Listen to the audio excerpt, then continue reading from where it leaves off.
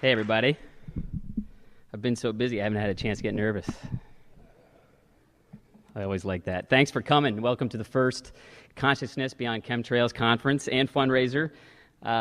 This is really what we're hoping is going to become a driving force of more vehicles for awareness, more conferences, more documentaries, more action.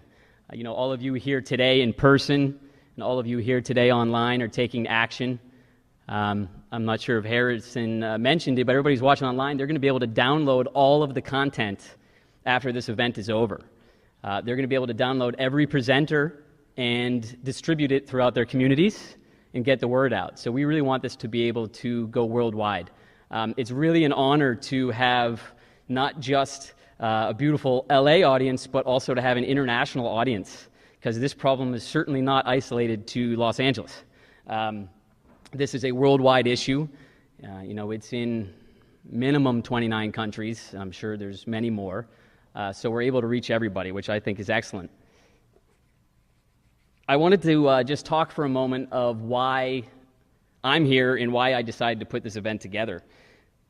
It's always through personal experience that we are driven towards action. It's when something really touches us and affects us that we move. It puts us in motion, it puts us in gear. And I was in international textile manufacturing in Southeast Asia, and we were working with heavy metals in the manufacturing process.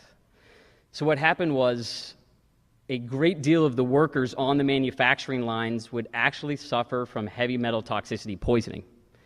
The signs and symptoms are ones that you guys may recognize today among the fellow people around you who are not aware of this issue and who are not detoxing. Vertigo, sleeplessness, discoloration, people would get dizzy, they would lose their balance. It was really pretty telltale signs of heavy metal toxicities.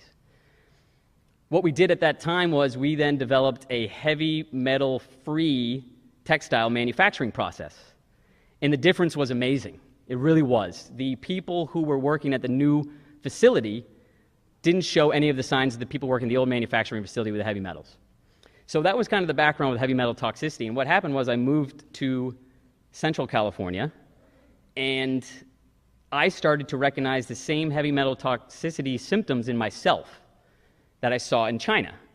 So there's no heavy metal manufacturing, there's no heavy manufacturing whatsoever where I am. So I said, where is this content coming from? At that point, the only place I could look was up. And once I started looking up, I started noticing things. I have a friend who says that people like myself were called sleepers. It means that we were literally walking through a trance state.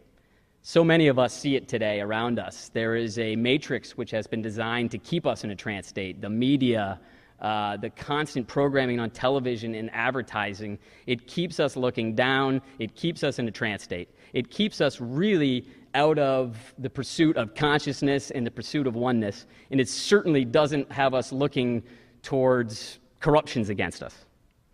So my awakening came with my heavy metal toxicity. From that, I started looking up. I then was led to Michael Murphy's film. From there, the pieces started to come together very quickly for me.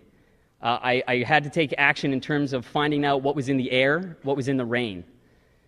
So we started something called Chemtrails Project, and we started testing rainwater around the country, but we also started testing it in the UK. We just started testing in Australia, so we're really doing a global reach. And what we found was the same thing that all of the geoengineering patents have been telling us. Aluminum, barium, strontium, some manganese. So at that point I said, this is real. This is not theory. This is certainly not conspiracy theory. It's not that grouping conspiracy which allows people to write it off and turn ahead to it. So I took a snapshot of our entire movement, everybody here, everybody who's doing great research, and I said, there's one thing we're really missing, in my opinion, and that was a flagship event, something where we could all meet together, worldwide, online and in person, and compile all of the different data, all of the different research, and review it together. There is going to be research here that covers every arm of the spray agendas. The connection to GMOs, the very obvious connection to GMOs as it relates to food, crops, as it also relates to things like you'll hear about, such as genetically modified trees, plant life. Everything that is living around us is being modified. A synthetic world being built around us, and the driving vehicle for that is geoengineering. We're going to hear about how it relates to transhumanism. We're going to hear about how it relates to weather modification, how it relates to the profitability of more corporations, which of course is always the at least top layer to all of the conspiracies, and all of the tyranny is always profit. We're going to review all of that, and we're going to have a chance to really break it down together. There's going to be some information here, no doubt, that may not resonate with you, because my intent was to cover every single arm of the agenda. So if something doesn't resonate with you, just let it pass. Take what does resonate with you and please further that research. Get the word out in your communities. Just really push that information along. And it's a long conference. It's 3 days. So, we are all troopers.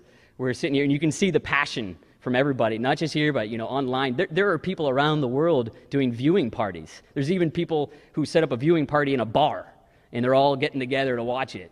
It's great. There's just some real passion and some real fire and some motivation. So, it's quite an honor to be able to put this on for everybody. So, I'm hoping that everybody can take away, of course, the awareness. Everybody can spread the awareness. And we really just want everybody to feel like they're not alone in the issue. There's too many of these things are created to isolate us. They're created to make us feel alone, make us feel helpless. Little old me, I have no power. We are showing that we have power, we are aware, and we are taking action. We are taking community action. We are also leading along the lines to being at a point of consciousness which is beyond all of this. Hence the name of this conference, Consciousness Beyond Chemtrails. We don't want to just look at the issues and say we're doomed. That is not the case. More and more people like us are waking up every single day. And when we reach critical mass, we will absolutely affect change. It happened throughout the course of history, every single time. It is happening right now in GMOs. The world is waking up in unison. It is the most beautiful, magnificent thing, and we can all see it. And that's going to happen with geoengineering. Patience is a key. Understanding of our fellow brothers who cannot see it, because we have to remember they are programmed to not see it. As many of us were programmed by this electronic matrix to not see things, they were also programmed. So we have to have patience with them. When they're ready for the information, they will wake up to it, and they will join us. And it's happening in droves. So it really is a wonderful thing.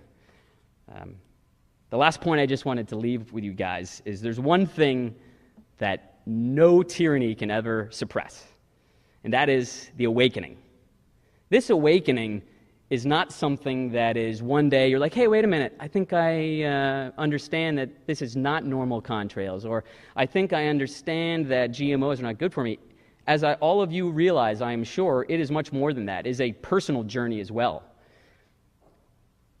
There is always seeds of doubt being planted. There is always so-called science being thrown at us to try to shut down our perspectives, to try to make us more closed-minded and keep us in the hive. We always need to resist that, because we always need to remember that first moment of awakening, that first beautiful moment where we burst out and said, I'm awake, these are all lies, I can see the tyranny around me, and I've had enough of it. Hold that awareness, hold that awakening, and nothing can stop us.